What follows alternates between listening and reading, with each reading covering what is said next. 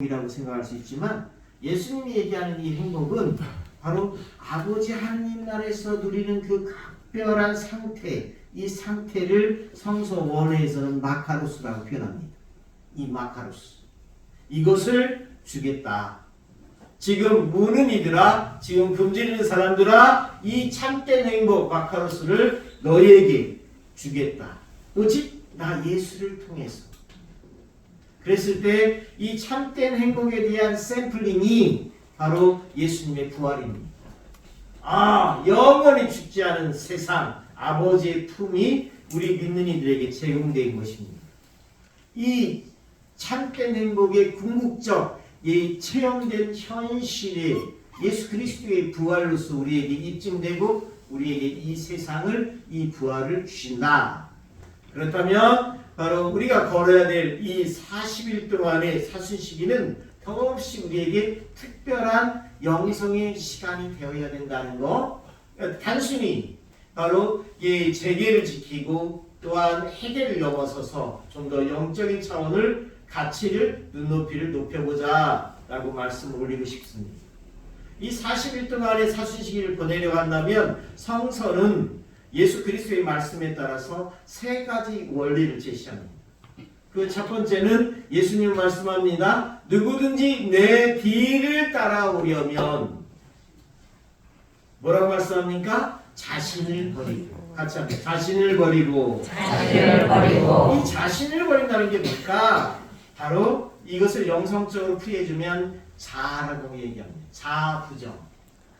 내 안에 있는 나, 외적인 나는 그래도 봐줄만 합니다. 아니, 내 안에 있는 나, 이 자아는 은큼합니다. 이중적입니다. 위선적입니다. 여러분은 안 그렇죠? 저는 그렇습니다. 바로 이러한 것을 예수님이 명확히 하십니다. 그래서 첫 번째, 내 뒤를 따라오려면 자부정을 통해서 바로 예수님을 따라라. 두 번째, 바로 예수님은 거듭 얘기합니다. 자신을 자부정의 이 틀을 끊고 바로 날마다 자기 십자가가 있으니 그 제 십자가를 지고 나를 따라야 한다. 했을 때 십자가를 지다. 십자가에 대한 수락입니다.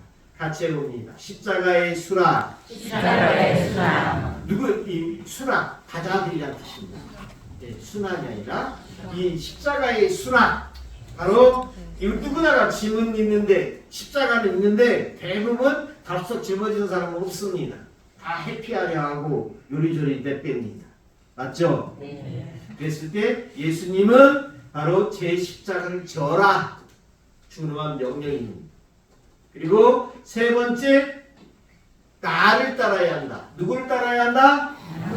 예수님을 따라야 한다. 바로 중심이 바로 세상이 아니라 바로 예수를 따라야 된다. 중심을 제시합니다. 명확하죠? 이 세 가지.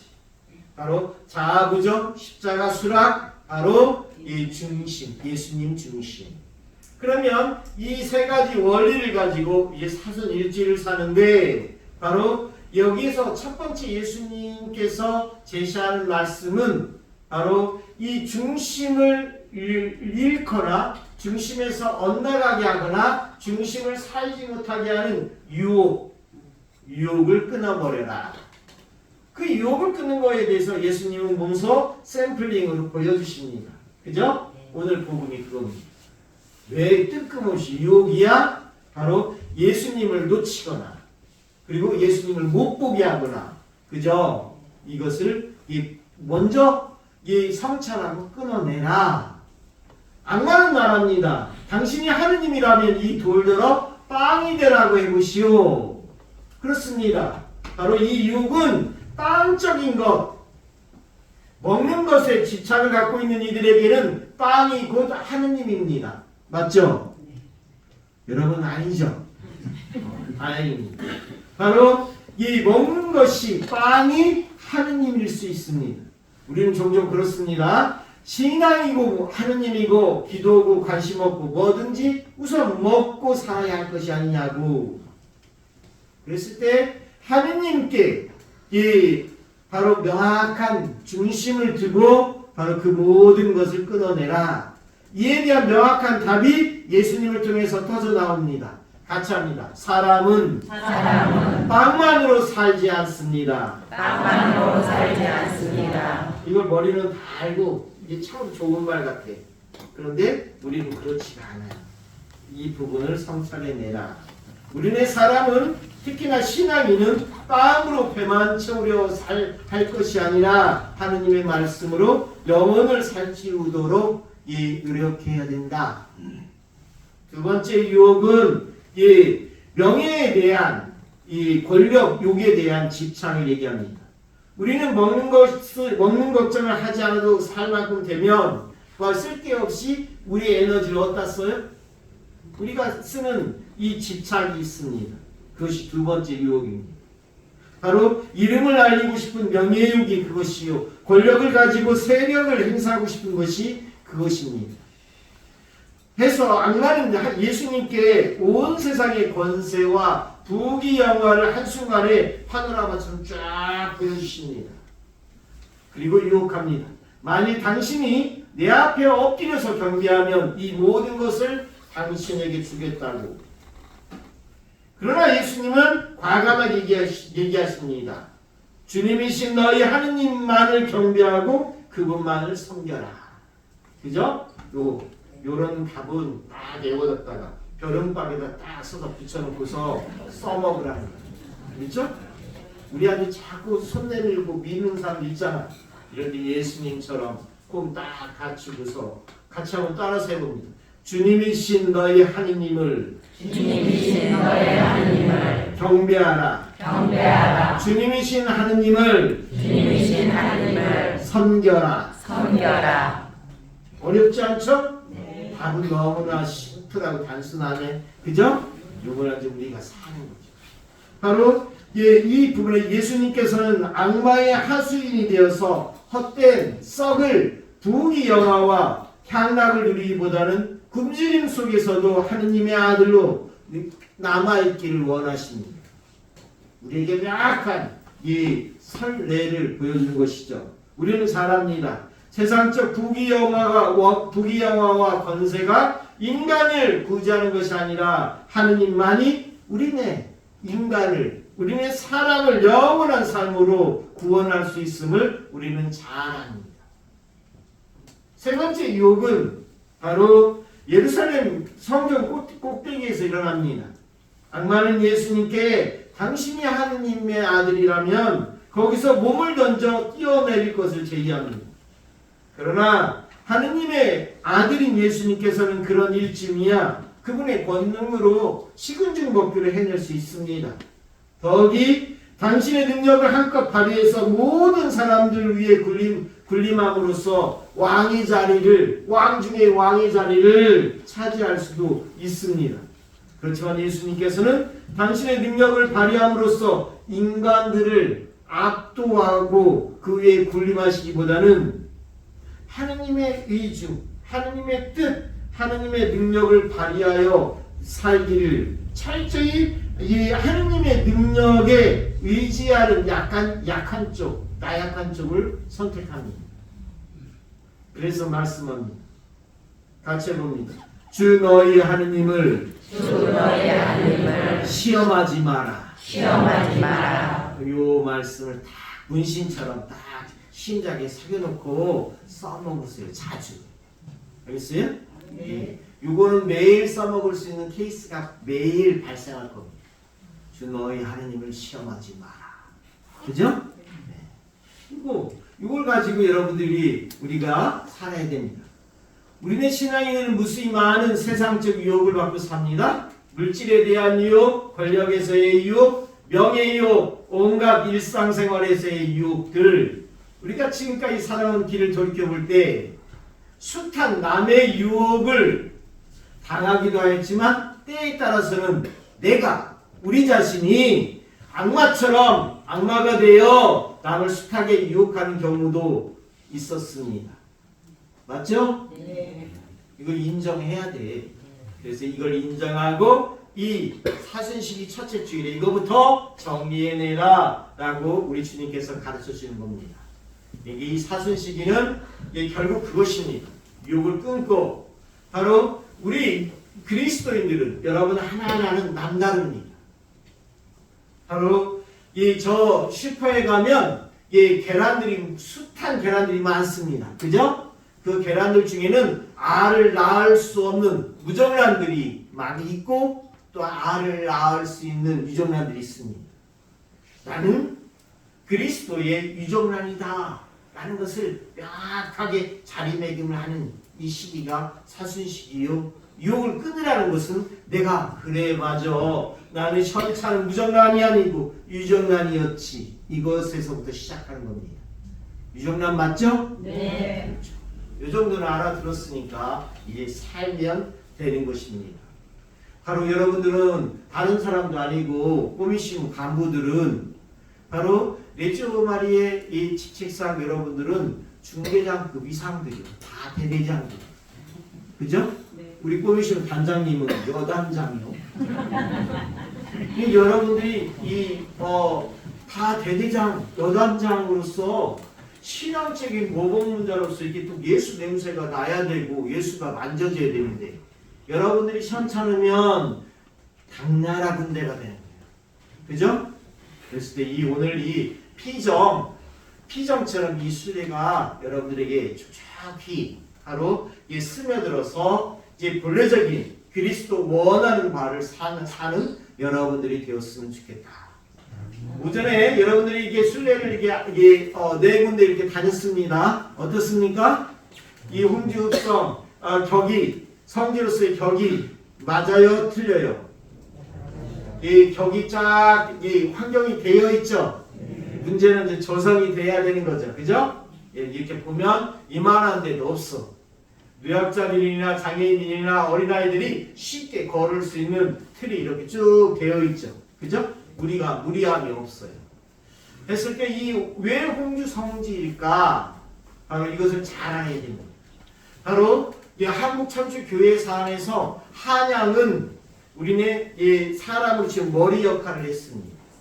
바로 천주학이 양반네들을 통해서 학문적으로 들어왔던 것이 한양이고 이 1784년 이수근 베드로가 세례를 받고 이 마테오 신부님의 교리책 천주시를 가지고 들어옵니다. 그의 스승이었던 이벽 세례자 요한과 권철신 암브로시오는 바로 이수근한테 세례를 받고 이제 양반들을 모아서 강학회 세미나와 같은 것을 하기 시작합니다. 그러면서 하다 보니까 교리책에서 보니까 미사가 제일 중요해. 그리고 미사를 드릴 신부님이 필요해. 그래서 그들은 고민하다가 회의를 합니다. 이번 주에는 자네가 신부님 하시게, 다음 주는 자네 차례일세. 이런 식으로 전 세계에 유례없는 짝퉁 신부님을 만들어냅니다. 이게 바로 가성직제도라는 겁니다. 같이 합니다. 가성직제도. 그래서 10분의 신부님들을 뽑아요. 그 중에 한 분이 바로 이 10분의 사제단 안에서 주교님 역할을 했던 권일신 프란시스코 하비에르의 수제자격인 노비 출신 이존창 루도비코에게는 자네는 고향에 가서 이 전교하시라고. 그래서 그의 고향은 홍성땅 옆에 예산 여사올에 정착을 해놓고 천주교 교리를 가르칠 뿐만 아니라 사제로서 짝퉁이지만 사제로서 미사를 드리기 시작합니다. 그러면서 바로 신당, 천당 하는 공소의 전신과 같은 집회 장소를 만들어서 바로 이 천주교가 들불처럼 퍼지기 시작하는 겁니다. 그때 당시에 조선시대에는 이 충청도에는 4개 주가 있었어요. 그 중에 홍주, 공주, 청주, 충주. 이 4개 주 중에 홍주, 이 홍주목 관할에는 22개의 현이 있었습니다. 이 현은 오늘날로 치면 저 서천서부터 평택까지가 다 이 홍주목 관할입니다. 정조왕은 천주학을 사학으로 처음 규명했습니다. 천주교 신자들을 전문적으로 잡아들이고 또한 서적들을 빼앗기 위한 관청을 바로 홍주목 이 관할 이 홍주읍성 내 바로 이 관청 경사청이라는 관청을 짓고 거기에서 바로 이 신자들을 축포하고 또한 신문하고 형벌을 내리는 역할을 합니다. 그래서 여기가 처음으로 천주교 밖에 바로 전문 관청이 생긴 곳이 여기입니다. 그러다 보니까 22개의 현에서 전부 다 잡히는데 이 잡혀오면서 어떤 사람은 이 곤장한테 맞고 도망가거나 곤장 3대 맞고 배교한 사람들도 나옵니다. 그 각각의 이 현에서 거쳐서 여기까지 온 사람들, 용한 사람들이 홍주보까지 여기 온 사람들 중에 양관들과 돈 있는 사람들은 이 소송을 걸어서 관찰사가 있었던 공주 가명이나 청주 병영으로 가서 죽는 사례도 있고, 대부분 양민들과 돈 없고 사람 대접을 못 받던 천민들 여기서 직형에 처해집니다. 그래서 그들이 죽는 방식은 교수형, 또한 옥사, 장사, 매를 맞아서, 그리고 얼어서 죽는 동사, 그리고 또한 이 찬수당에 죽고 생매장당에 죽고, 그 규모가 2,000명에 가깝다. 이들은 바로 이 한국천주교회사 안에서 초창기 신앙인들입니다. 했을 때 바로 이곳에 4명의 복자가 있는데, 원시장 베드로 같은 이 복자는 한국천주교회사 안에서 3번째로 순교하신 분입니다. 근데 우리 한국천주교회는 좀 묘한 꼴을 지금 나왔습니다.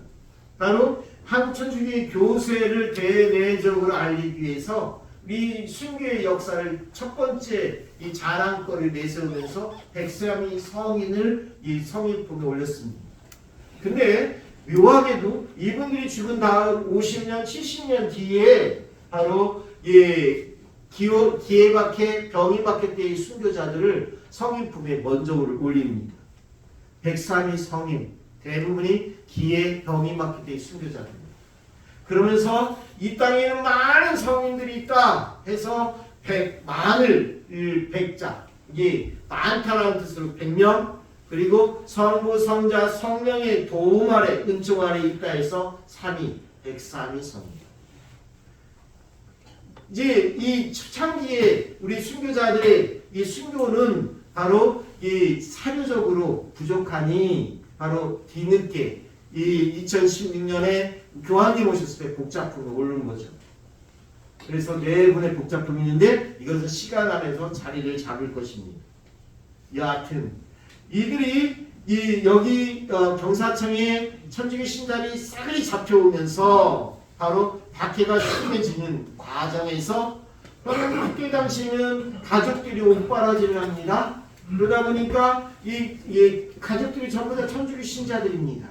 그래서 구운 경계선에서 잡으러 오면 저쪽으로 저쪽으로 넘어가거나 공주로 넘어가서 또 저쪽에서 잡으러 오면 이쪽으로 넘어오고 구운 경계선에 살면서 천주교 공동체를 이루며 삽니다. 그래서 한국 천주교의 첫 번째 교구촌이 바로 이 청양 성거산 쪽에 만들어진 겁니다.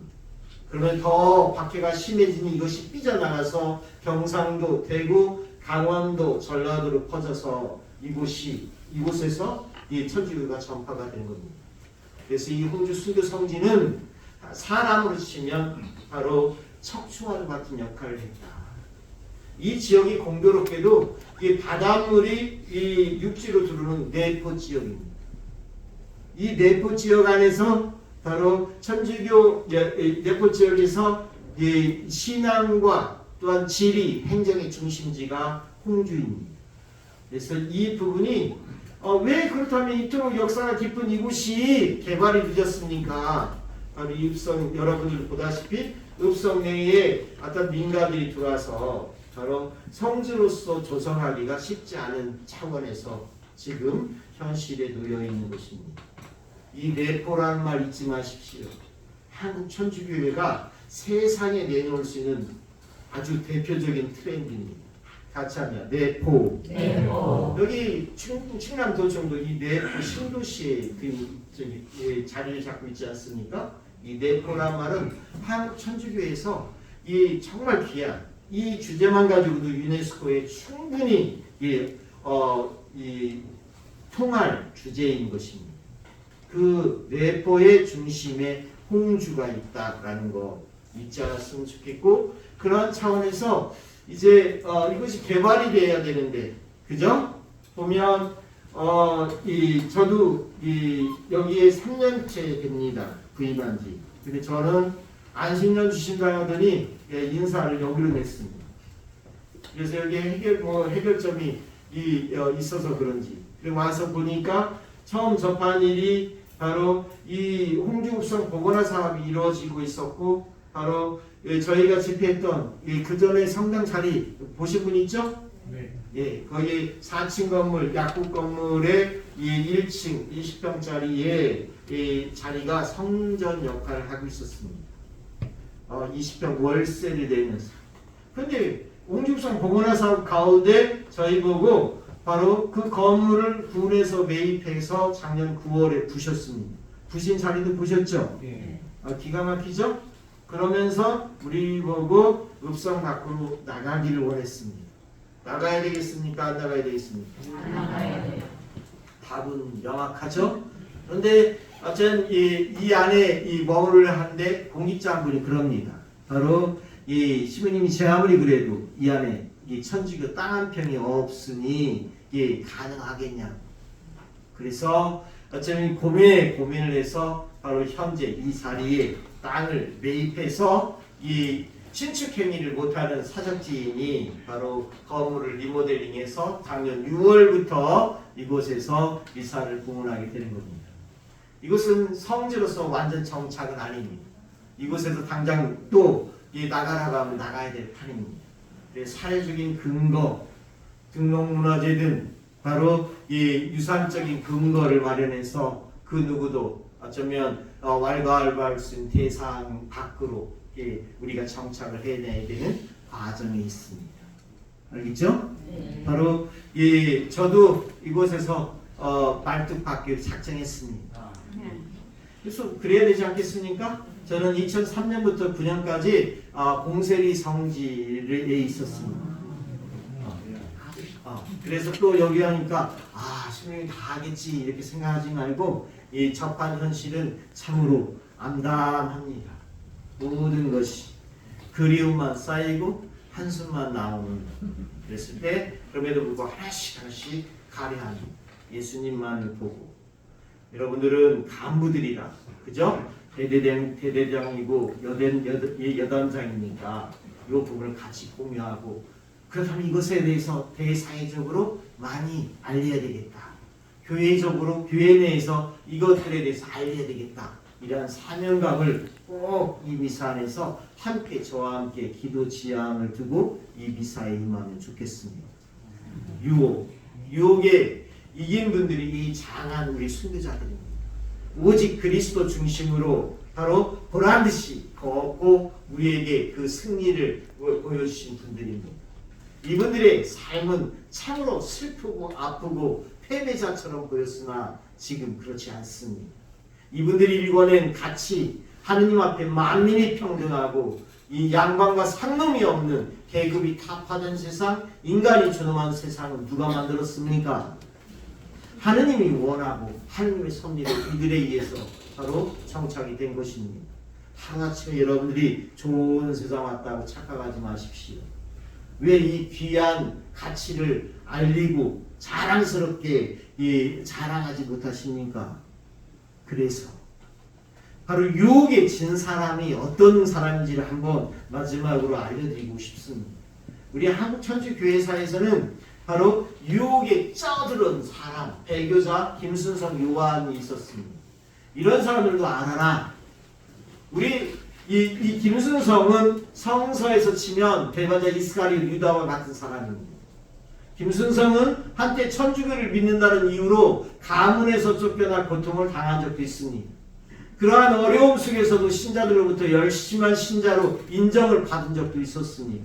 그는 항상 교우들이 모이는 곳에 참석해서 성서를 읽고 기도하는 등 모범적인 신앙생활을 하는 채 하면서 어느 순간 갑자기 돌변해서 배신자로 변했습니다.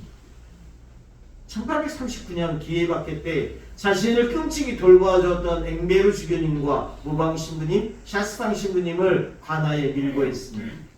한국 천주교의 평신도 지도자였던 정화상 바오로, 조신철 가를로, 유진길 아우스팅을 줄줄이 엮어서 고발했던 사람. 유혹에 넘어가면 이렇게 되는 겁니다. 내 안에 이런 유전자가 있다 없다? 있다. 있다는 걸 제발 잊지 마십시오. 내 안에. 바로 이 김수성 유아는 앵베르 주교님을 체포하는 데 세운 공로로 그 세상이 얘기하는 명예욕을 얼마만큼 받았는가? 바로 종이품, 오늘날 차관급입니다. 종이품 5위장의 벼슬을 받습니다.